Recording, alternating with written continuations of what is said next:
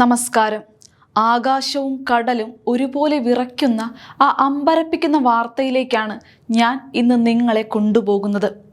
ഇന്ത്യയെ ചെറുതാക്കി കാണാൻ വെമ്പുന്നവർക്കുള്ള ചുട്ട മറുപടിയും ശത്രു രാജ്യങ്ങളുടെ ഉറക്കം കെടുത്തുന്ന ഏറ്റവും പുതിയ നീക്കവുമാണ് ഇന്ത്യൻ മഹാസമുദ്രത്തിൽ ഇപ്പോൾ അരങ്ങേറിക്കൊണ്ടിരിക്കുന്നത്. ചൈനയുടെ പടകൾ ഇന്ത്യൻ സമുദ്രത്തിലേക്ക് കൊമ്പുകോർക്കാൻ നോക്കിയാൽ അവരുടെ കളി ഇനി അവിടെ തീരും.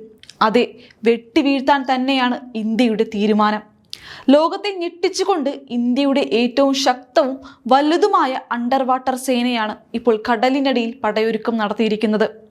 ചൈനീസ് നാവികസേനയുടെയും പാകിസ്ഥാന്റെയും നെഞ്ചിടിപ്പ് കൂട്ടുന്ന ഈ പുതിയ നീക്കം വെറുമൊരു മുന്നറിയിപ്പ് മാത്രമല്ല, മറിച്ച് ശത്രുക്കളെ കടലിന്റെ അടിത്തട്ടിൽ തന്നെ ഒതുക്കാനുള്ള മാസ്റ്റർ പ്ലാനാണ്. ഇന്ത്യൻ മഹാസമുദ്രത്തിൽ ചൈനയുടെ അതിക്രമങ്ങളും സാന്നിധ്യവും അനിയന്ത്രിതമായി വർദ്ധിച്ചു വരുന്ന പശ്ചാത്തലത്തിലാണ് ഭാരതം ഈ ബ്രഹ്മാണ്ഡമായ പ്രതിരോധ പദ്ധതിക്ക് രൂപം നൽകിയിരിക്കുന്നത്. പാകിസ്ഥാനിലെ ഗ്വാദർ തുറമുഖം മുതൽ ആഫ്രിക്കയുടെ മണ്ണിലെ ജിബൂട്ടി വരെയുള്ള ചൈനയുടെ ആണവ അന്തർവാഹിനി സാന്നിധ്യം നമ്മുടെ രാജ്യത്തിന്റെ സുരക്ഷയ്ക്ക് വലിയൊരു വെല്ലുവിളിയായി മാറിയിരുന്നു. എന്നാൽ ഇതിനെല്ലാം കൃത്യമായ മറുപടി നൽകാൻ നമ്മുടെ സ്വന്തം ശാസ്ത്രജ്ഞരും സൈന്യവും കൈകോർക്കുമ്പോൾ കളി മാറുന്നു എന്ന് പറയുന്നതിൽ യാതൊരു സംശയവുമില്ല. ശത്രുക്കൾ സ്വപ്നത്തിൽ പോലും വിചാരിക്കാത്ത അത്രയും ഭീകരമായ വേഗതയിലാണ് ഈ പുതിയ അന്തർവാഹിനികൾ കടലിനടിയിലൂടെ കുതിച്ചുയരുന്നത്. മണിക്കൂറിൽ 30 നോട്ടിക്കൽ വേഗതയിലധികം അണ്ടർ വാട്ടർ സ്പീഡ് കൈവരിക്കാൻ കഴിയുന്ന ഈ ആണവോർജ ആക്രമണ അന്തർവാഹിനികൾ ഇന്ത്യൻ മഹാസമുദ്രത്തിന്റെ ഏത് മുക്കിലും മൂലയിലും രഹസ്യമായി കണ്ണുവയ്ക്കാൻ മിടുക്കരാണ്. ചൈനയുടെ ചലനങ്ങൾ ഓരോന്നായി കൃത്യമായി ട്രാക്ക് ചെയ്യാനും ആവശ്യമെങ്കിൽ ശത്രുവിന്റെ കപ്പലുകളെയും സബ്മറൈനുകളെയും നിമിഷം നേരം കൊണ്ട് തകർത്തെറിയാനും ഇവയ്ക്ക് സാധിക്കും. അമേരിക്കയിലെ തന്ത്രപരമായ വിശകലന വിദഗ്ധർ പോലും തുറന്ന് സമ്മതിക്കുന്നുണ്ട്, ഈ മേഖലയിലെ പ്രാദേശിക സന്തുലിതാവസ്ഥ നിലനിർത്താൻ ഇന്ത്യയുടെ ഈ പുതിയ SSN പ്രോഗ്രാം അഥവാ പ്രൊജക്ട് 75 ആൽഫ എത്രമാത്രം നിർണായകമാണെന്ന്. തദ്ദേശീയമായി ആണവോർജം ഉപയോഗിച്ച് പ്രവർത്തിക്കുന്ന 6 ശക്തമായ ആക്രമണ അന്തർവാഹിനികൾ വികസിപ്പിച്ചെടുക്കുക എന്നതാണ് ഇതിലൂടെ ലക്ഷ്യമിടുന്നത്. കഴിഞ്ഞ ഒക്ടോബറിൽ തന്നെ ഇതിന്റെ ആദ്യഘട്ടത്തിനായി സുരക്ഷാകാര്യ ക്യാബിനറ്റ് കമ്മിറ്റി പച്ചക്കൊടി വീശിക്കഴിഞ്ഞു. ഏകദേശം 40,000 കോടി രൂപയോളം ചെലവ് വരുന്ന ഈ ബ്രഹ്മാണ്ഡ പദ്ധതിയുടെ നിർമ്മാണം നമ്മുടെ സ്വന്തം വിശാഖപട്ടണത്തെ കപ്പൽ നിർമ്മാണ കേന്ദ്രത്തിലാണ് നടക്കുന്നത് എന്നത് ഓരോ ഇന്ത്യക്കാരനും അഭിമാനിക്കാവുന്ന നേട്ടമാണ്. എന്നാൽ ഇതിന്റെ ഏറ്റവും വലിയ പ്രത്യേകത ഇതിൽ സജ്ജീകരിച്ചിരിക്കുന്ന ആയുധങ്ങളുടെ ആവനാഴിയാണ്. ദീർഘദൂര മിസൈലുകൾ അതിശയിപ്പിക്കുന്ന കൃത്യതയോടെ തൊടുത്തുവിടാൻ കഴിയുന്ന ലംബ വിക്ഷേപണ സംവിധാനം അഥവാ VLS ഇതിന്റെ മാറ്റുകൂട്ടുന്നു. നമ്മുടെ സ്വന്തം അഭിമാനമായ ബ്രഹ്മോസ് മിസൈലുകളും നിർഭയ് മിസൈലുകളും വരാനിരിക്കുന്ന അത്യാധുനിക ഹൈപ്പർസോണിക് മിസൈലുകളും വരെ ഇത്തരം അന്തർവാഹിനികളിൽ ഘടിപ്പിക്കാൻ സാധിക്കുമെന്നത് ശത്രുക്കളുടെ ചങ്കിടിപ്പ് ഇരട്ടിയാക്കുന്ന കാര്യമാണ്.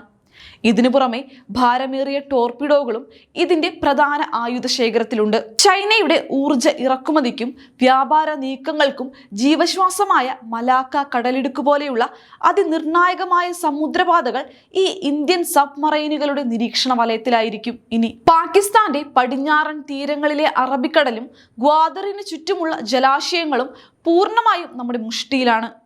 സാങ്കേതികമായി നമ്മളെ മറികടക്കാമെന്ന് വ്യാമോഹിക്കുന്നവർക്ക് മുന്നിൽ ഭാരതം അതിൻ്റെ യഥാർത്ഥ കരുത്ത് എന്താണെന്ന് തെളിയിച്ചു കൊടുക്കുകയാണ് ഈ പുതിയ അണ്ടർ വാട്ടർ വിപ്ലവത്തിലൂടെ ചെയ്യുന്നത്. കടലിലെ ഈ പടയൊരുക്കം ശത്രു രാജ്യങ്ങളുടെ ഉറക്കം കെടുത്തുമെന്ന് തീർച്ചയാണ്. രാജ്യത്തിന്റെ പരമാധികാരത്തിന് മേൽ കൈവയ്ക്കാൻ ആര് വന്നാലും അവർക്ക് സമുദ്രത്തിന്റെ അടിത്തട്ടിൽ തന്നെയാകും അന്ത്യമെന്ന് ഉറക്കെ പ്രഖ്യാപിക്കുകയാണ് നമ്മുടെ പ്രിയപ്പെട്ട രാജ്യം. സുരക്ഷയുടെ കാര്യത്തിൽ ഒരു വിട്ടുവീഴ്ചയ്ക്കും തയ്യാറല്ലെന്ന് ഇന്ത്യ വീണ്ടും തെളിയിച്ചിരിക്കുന്നു. കടലിനടിയിലെ ഈ പുതിയ മുന്നേറ്റം വെറുമൊരു നാവിക വിന്യാസം മാത്രമല്ല, മറിച്ച് വരും തലമുറയിലെ ശത്രു രാജ്യങ്ങളുടെ കണക്കുകൂട്ടലുകളെ പാടെ തകിടം മറിക്കുന്ന തന്ത്രപരമായ മാസ്റ്റർ സ്ട്രോക്ക് കൂടിയാണ്. Chinese People's Liberation Army Navy തങ്ങളുടെ സാന്നിധ്യം അന്താരാഷ്ട്ര സമുദ്രങ്ങളിൽ വ്യാപകമാക്കാൻ ശ്രമിക്കുമ്പോൾ അതിനെ തടയാൻ തക്കവണ്ണം ഇന്ത്യ നടത്തുന്ന ഈ നീക്കം അന്താരാഷ്ട്ര തലത്തിൽ തന്നെ വലിയ ചർച്ചയായി മാറിക്കഴിഞ്ഞു. സമുദ്രത്തിനിടയിൽ അദൃശ്യരായി സഞ്ചരിക്കാനും മാസങ്ങളോളം വെള്ളത്തിനിടയിൽ തന്നെ തുടരാനുമുള്ള ആണവോർജ അന്തർവാഹിനികളുടെ ശേഷി നമ്മുടെ പ്രതിരോധ മേഖലയെ തന്നെ ലോകത്തിലെ മുൻനിര ശക്തിയാക്കി മാറ്റുകയാണ്. സാങ്കേതിക വിദ്യയുടെ ഉയർന്ന തലത്തിലുള്ള ഈ യന്ത്രങ്ങൾ ഇന്ത്യയുടെ സ്വന്തം മണ്ണിൽ നിർമ്മിക്കപ്പെടുന്നു എന്നത് ആത്മനിർഭർ ഭാരത് പദ്ധതിയുടെ മറ്റൊരു പൊൻതൂവൽ കൂടിയാണ്.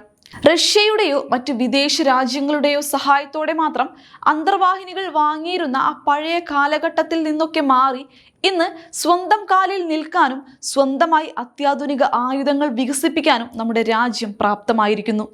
ലോകരാഷ്ട്രങ്ങൾ പോലും ഇന്ത്യയുടെ ഈ തദ്ദേശീയ വളർച്ചയെ അത്ഭുതത്തോടെയാണ് വീക്ഷിക്കുന്നത്.